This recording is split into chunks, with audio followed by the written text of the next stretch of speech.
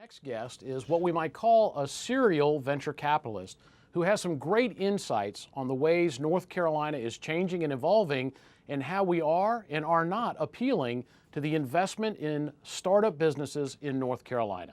Our newsmaker this week is Steve Nelson, someone who's been involved in the entrepreneurial and venture capital community in North Carolina for many years.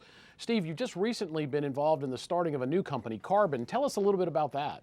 Yeah, so we're super excited about it. It's 3.5 years into it. It would have been 2 professors, a theoretical physicist, and me. We all would have left our jobs. A guy named Joe DeSimone, who's a bit of a rock star, probably the foremost polymer guy or materials person on the planet, is now running the company out on the West Coast.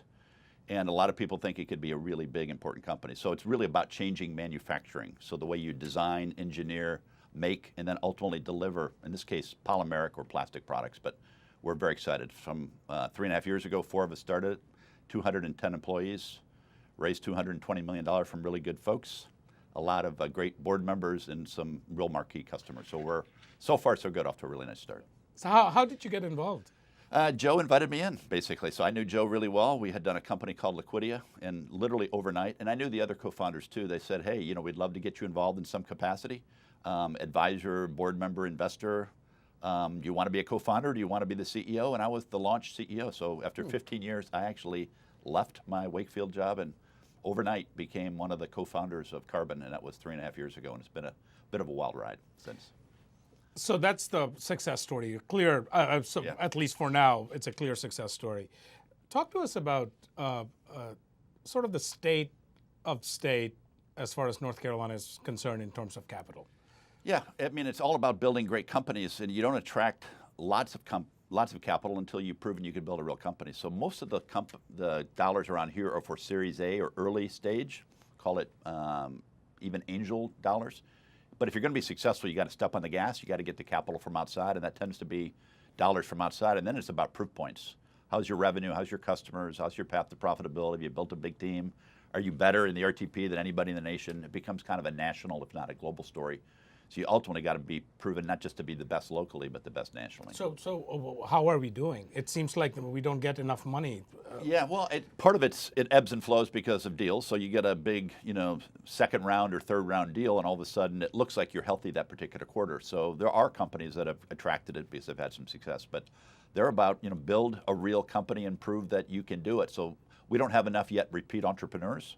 Judd Bowman is an example of one that has, so I've been lucky enough to be involved with Judd, I guess, for the 3rd consecutive time. So it's all about people that have proven that they can do it with a big idea, and they love the word, disruption, or can you disrupt a big market? That tends to be billion-dollar markets. Are you doing something unique? You have a business model that will generate some really nice profits, ideally 50% or greater. Kind of what's your secret sauce, or why are you different? And then can you attract a great team? And some of the great teams can be attracted here or here, but some of the great teams tend to be out in Silicon Valley as well. Are there other specific things, as you talk to investors across the country, across the globe, are there specific things about North Carolina that they would like to see different, better, changed in some way, or things that we've done that would be necessarily inhibiting a greater flow of capital into the state? Well, they certainly, let me start with the positives. They love this as a place to work. They love this as a knowledge workers' place. They love the universities. They love the cost of living. They even love the mountains and the ocean and the ability for the next generation to be attracted here. But the whole idea of opening your borders, immigration, the notion that you're going to try to attract the best and brightest, and in no way discriminate against anybody, no social issues to where it looks like you're impacting some people and not treating them the right way. The HB2 was really a fiasco, not only nationally but globally. A lot of negatives from really smart people saying, Steve, what's going on in North Carolina? So I'm glad to see that we've actually made some positive progress there, but that was something that we had to kind of get out from under, especially if you want people to then not only grow a company here, but expand the company in a major way. That was a negative, and now all of a sudden we're on the way to some, I guess, some progress in that way. Steve, are you still looking at business plans? Yes, yeah, very much. You have been in this business for a long, long time. You have seen the early stages of entrepreneurship, frankly, in North Carolina, to what I would still call, it may not be early, but we are still in the middle of the game. We are nowhere close to, be anywhere close to what Silicon Valley is. I know you spend a lot of time there. What is the difference you have seen in the entrepreneurial makeup of these companies that sort of pitch to you, that were pitching to you, say 20 years ago, and the type of companies that you get today that are coming and talking to you about raising money? I'd say much more seasoned people. So people have chosen entrepreneurship as a profession. So now people are into their second and third companies. I think people have gotten smarter and learned a lot through the first and So second the companies. age has gone up a little bit? I'd say the age has average gone up. You know, so back to my friend Judd Bowman, who I'm on third company number 3 with him, called Sift. First 2 were big successes, but the first one he was age 18.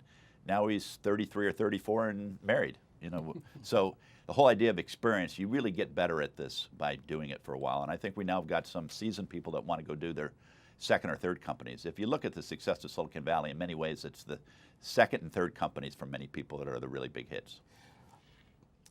Number of venture capital firms is also sort of gone down, frankly, people who are very active. Yep. One of them being they decided not to raise another fund is, of course, InterSouth Partners, Right. One of Raleigh Durham's really most prominent venture capital firm. Is that a good thing?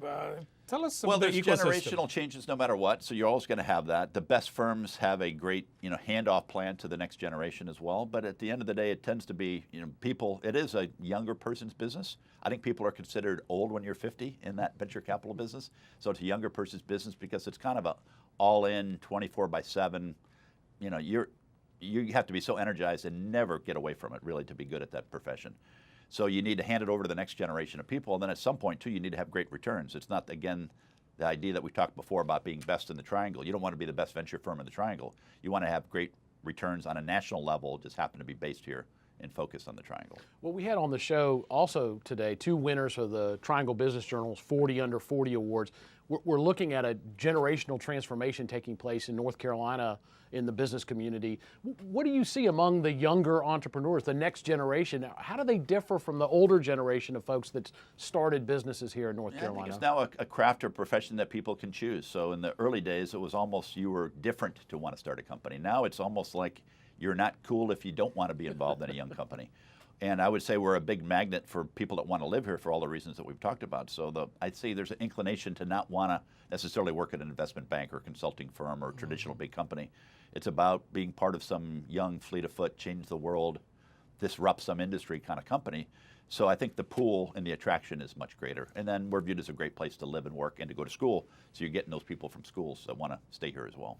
Steve, what is sort of the biggest hindrance for entrepreneurs? I think you did mention Yep. a little bit of immigration policy, or what other things are? No, certainly access to capital. I mean, so if you don't, it's kind of fuel at the end of the day. So, but I kind of feel like it's a little bit of a chicken and an egg. If you have a great opportunity, it attracts capital, and great capital from great people is looking for those big opportunities.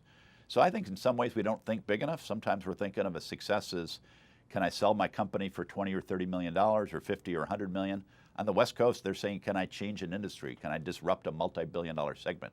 Can I create a company worth, $1 billion or $10 billion? The thinking is so much bigger. Yeah. The unicorns, the thinking is just bigger, that they're trying to swing for the fences and try to really change the world. Steve Nelson, thanks for joining us on this week's Bottom Line.